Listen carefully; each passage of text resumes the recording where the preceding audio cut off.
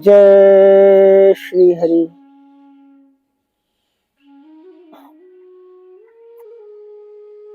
आज नवरात्रि के पंचम दिन में आपकी साधना अपनी मध्य अवस्था में आ चुकी है। जो आपकी नौ दुर्गा की साधना चल रही है और मैं आशा करता हूं कि आपकी साधनात्मक स्थिति पहले से कुछ बेहतर हुई होगी और मैंने जो आपको उपाय बताए हैं और जो कुछ साधना की विधियां बताई हैं वो आपके जीवन में आपको सफलता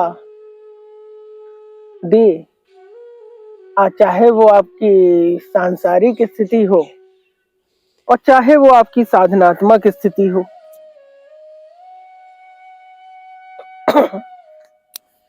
आज कुछ विशेष बताने की बात नहीं है, चर्चा इस बात की है कि आपके अनुभव कैसे रहते हैं आपकी, क्योंकि आपको पता कैसे चले कि जो आपकी साधना चल रही है और जो आपकी पूजा चल रही है वो देवी उसको ग्रहण कर रही है, प्रकृति उसको ग्रहण कर रही है, ये पता कैसे चलेगा? क्या संकेत मिलेंगे आपको?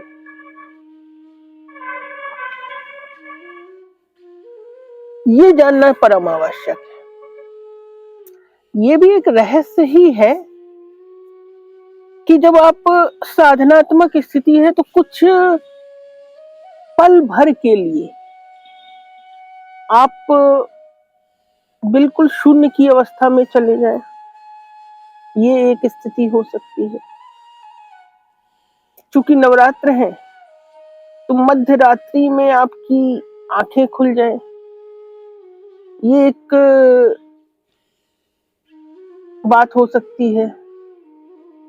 सुबह के वही 3:30 से 4 के बीच में आपकी आंख खुले, ये एक बात हो सकती है।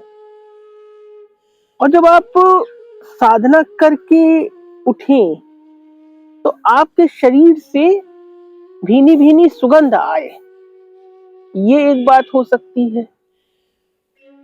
तो ये कुछ अलग अलग प्रकार के अनुभव हैं जो इस बात को प्रदर्शित करते हैं कि कहीं ना कहीं देवी ने आपको स्वीकार किया, आपकी साधना को स्वीकार किया।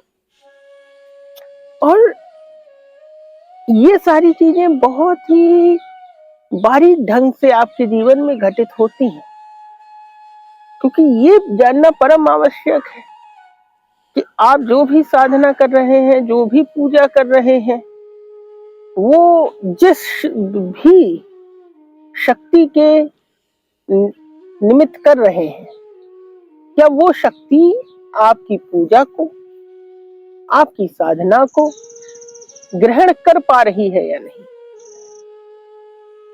या फिर आपकी साधना बस यूं ही चल रही है जिसका कोई और छोड़ नहीं। क्योंकि आप कोई कर्म कर रहे हैं तो उसका फल मिलना आवश्यक है, उसका अनुभव होना आवश्यक है। अब क्योंकि जब आप प्रकृति के साथ संसार में जुड़ते हैं, किसी भी साधना में आप जुड़ते हैं, उसके अनुभव आने जरूरी है। आप अगर बहुत लीन हो जाए तो आपको स्वप्न में दर्शन होना भी एक स्वाभाविक घटना है, लेकिन ये साधना की बड़ी उच्चतम अवस्थाओं में ऐसा होता है कि आपको स्वप्न में देवी दर्शन हो जाए या किसी तीर्थ के दर्शन हो जाए। ये बात भी होती है।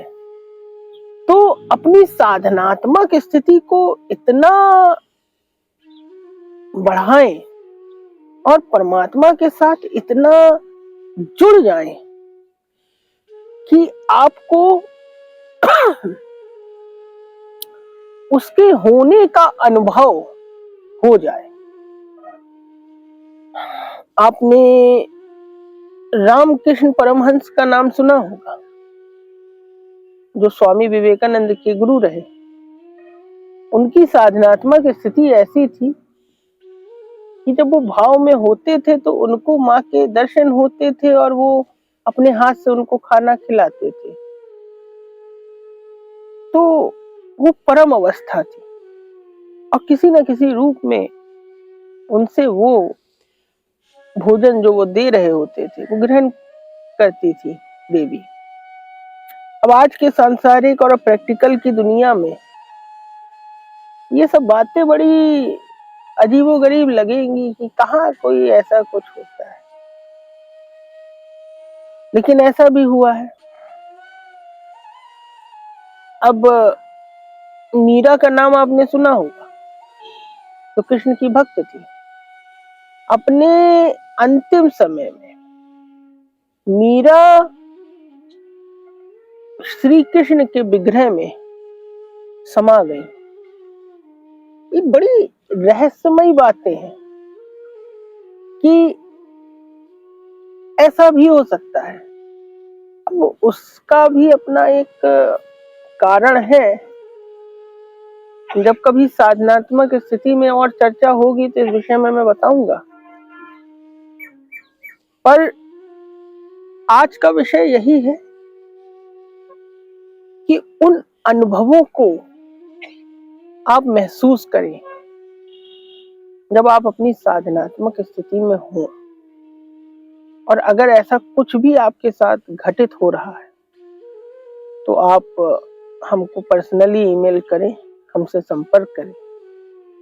हम आपको उस विषय में और जानकारी देंगे, आप और गहरे से देवी से जुड़े और आपकी साधना प्रबल हो। इसी के साथ जय श्री हरि।